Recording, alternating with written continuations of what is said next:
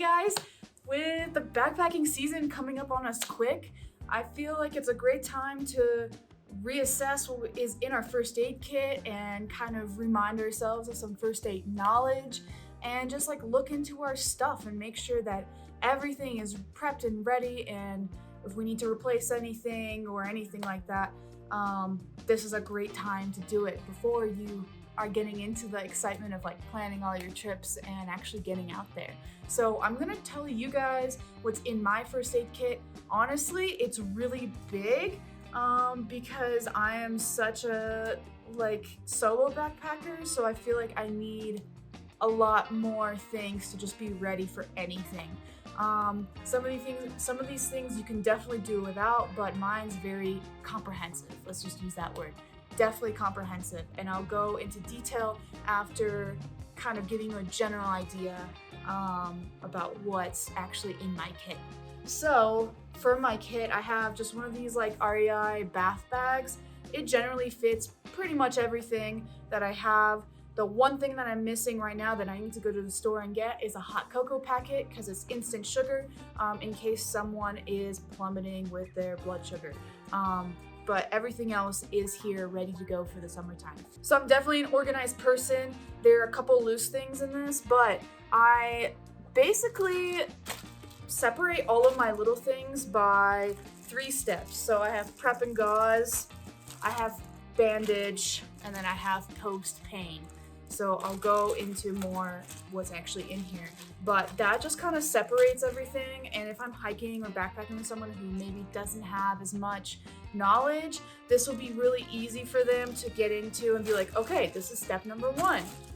You know, like, oh, I'm bleeding, maybe I should get some prepping stuff for that. Oh, step number 2, here's the band-aids. And step number 3, oh, I'm having, a headache. So as well with this, because I lost a lot of blood. Advil. So I like to have those all separated, and obviously waterproof baggies in case, for whatever reason this gets soaked and my backpack gets soaked, whatever. And it just separates everything. So those are my main 3 bags, and then I have other loose objects I'm telling you guys about. And other bags, I have just a quick little overview of some medical information, how to do a head-to-toe check, stuff about patient history, checking LOCs and stuff like that, just quick notes. And for that, I have a pen and a Sharpie because sometimes one or the other dies or does not work. So if I need to take patient notes, I can just take it on this bag, on this paper, whatever.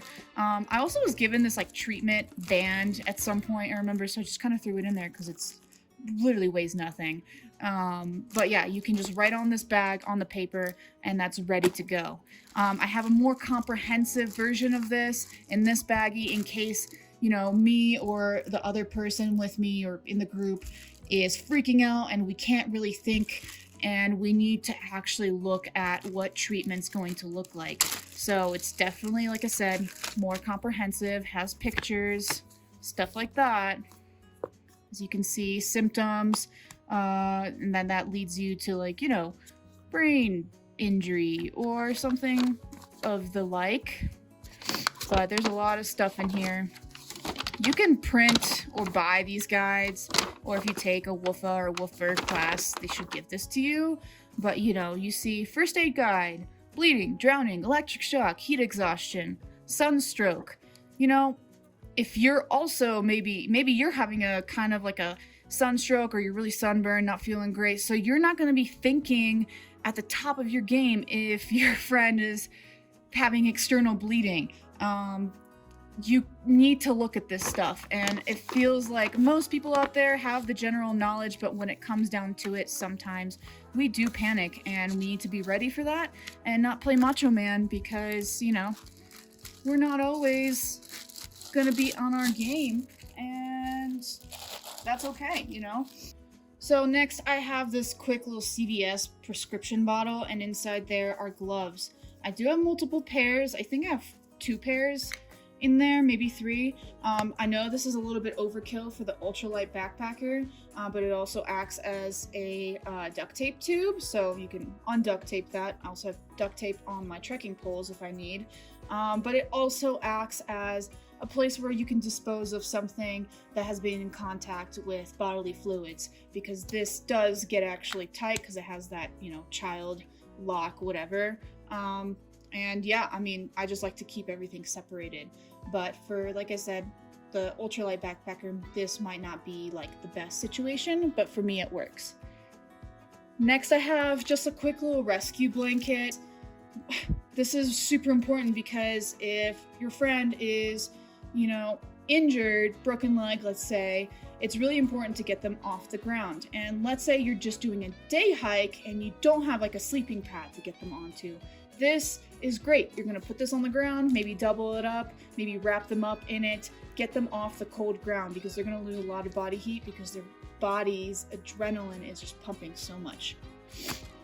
Next, we have hydration and water. Just have a quick little instant noon. This can go into any water bottle. It's also nice to have, I replace these often because sometimes your water just tastes bad because of these purifying tablets, so I just use it. But if someone, let's say, is going through like some sort of heat exhaustion, having those electrolytes on hand is awesome. Next, I have some micropure iodine tablets. You know, you can use this size tube for some gloves if you're trying to go light, but in there I have a cotton swab, and then there's a bunch of tablets, and I have the formula written on the outside of the tube because sometimes it's really hard to remember certain things like this. Oh, and it's expired this year. Will it still work? Yes. Will it be weaker because of its half-life? Yes. So this is something I definitely have to replace for this season. Next, I also have Water Wizard. This is like a local company that makes stuff like this. It is polyaluminum chloride. So you can treat your water after you filtered it and it will be, you know, extra clean.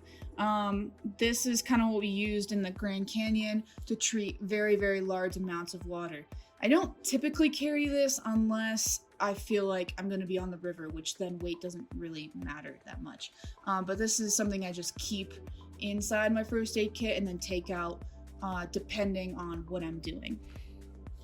So next I have light. So I have matches with a little strip, and this is a waterproof container. This I've never actually had to use. But in here I have some military grade, or I had some military grade matches that also had like a strip of this on there, which I also need to replace. But I went on a backpacking trip by myself, and there was this couple, and all of their lighters were dead. They didn't bring any matches. They were obviously unprepared, and they came up to me and they were like, listen, we're either going to turn back or, you know, we're going to try to find some way to light our fire and our stove. So I ended up giving them one of these strips and some of those military grade matches so that they could get through their trip. So I got to replace that as well. And I didn't even realize that. So it's great that I'm doing this video. Something I replaced recently was a glow stick. The glow stick I had was actually like over 10 years old, and I was like, well, it probably doesn't work. I'm gonna replace it, but I lit it up and it actually did work. So these have a pretty lengthy shelf life, apparently. But I went ahead and replaced it anyways. I bought another one. I actually bought a 2-pack at Walmart. It was like 70 cents or something. Great to have as like a backup to a backup to a backup. You never know. Lastly, I have a bandage wrap. This can be used in many different scenarios. I'm not going to go into it. If you've taken a WIFA class, you definitely know. And a tourniquet. These two things are definitely unnecessary if you're trying to go light. But like I said, I'm very comprehensive. So I definitely have a tourniquet and a bandage. And those are basically my big ticket items. Now we're going to get into what is in those little baggies, and we'll be on our way. So we opened up bag number 1, which is prep and gauze. In there, I have a couple panty liners, which honestly works super well as actual gauze, but also doubles as a panty liner for emergencies in case, you know, someone's cup leaks or something. So if you just want to carry these instead of all of that, that's a great way to cut weight. So you can really just have this, you know, and maybe just a few Q-tips. But in here, I have a couple panty liners. I have a different kind of gauze, I have alcohol prep, and I have Q-tips. So next we have number 2, which is bandage. So obviously we have different types of bandages. These real big ones, butterfly bandages, you know, circular bandages, little ones, all these different types. Waterproof ones. Most of mine are waterproof, but sometimes people give me stuff and I just put it in here. These are for blisters. These are also for blisters. It's made by Dr. Scholl. And then I have this gauze, actually should go in this bag. But this is a really big old gauze. And that's pretty much it. I mean, this is kind of like what you have in your standard household first aid kit that you buy at CVS, Target, whatever. But yeah, I do recommend the the heavy duty waterproof bandages, not kind of these like flimsy ones, like this one I've got on my finger, for example, to tape up because it's just gonna come off when I do literally anything. But yeah, different sizes and different shapes are really important to have in the bandage section. Now, and number 3 is post pain. Post all of this stuff or pain meds to me. That all kind of makes sense to you, might not. But in here we have some like ointment afterward, like after you maybe stitch up somebody or just bandage them up. We have 2 different types of tape. This one's definitely great for like in between the fingers or, you know, somewhere more skinny. This is great just in general. It's getting kind of low, so I should probably replace it. Both are waterproof. More antibiotic ointment, but in packet size. So again, if I'm pulling from this and making a smaller version, this is a great way to just have like a little bit instead of, you know, carry a tube. In here, I have many different medicines, and I've written what kind of medicines they are and the colors and the description. So if somebody grabs my first aid kit, they know exactly what's in here. So I have an antihistamine that's non-drowsy. I have Benadryl, which is obviously drowsy. We have ibuprofen, 200 milligrams, and I have a fever medicine. And that's pretty much it. And I think I have another version of Advil, but they're all in their own individual packets. And on the back, I kind of also have written which one it is, if it doesn't say. So I have that in a waterproof container as well, because there are some loose pills in there, but most of them have their own little packets. Again, you can just pull from this, put it in a smaller version of this if you really need to. But having all these meds in one spot can be really helpful if you're just trying to search for the right thing in the right moment. Lastly, I have a little baggie. This came in a pre-made first aid kit I got a long time ago. And it's kind of where you dispose of bodily fluid things, biohazards, if you will.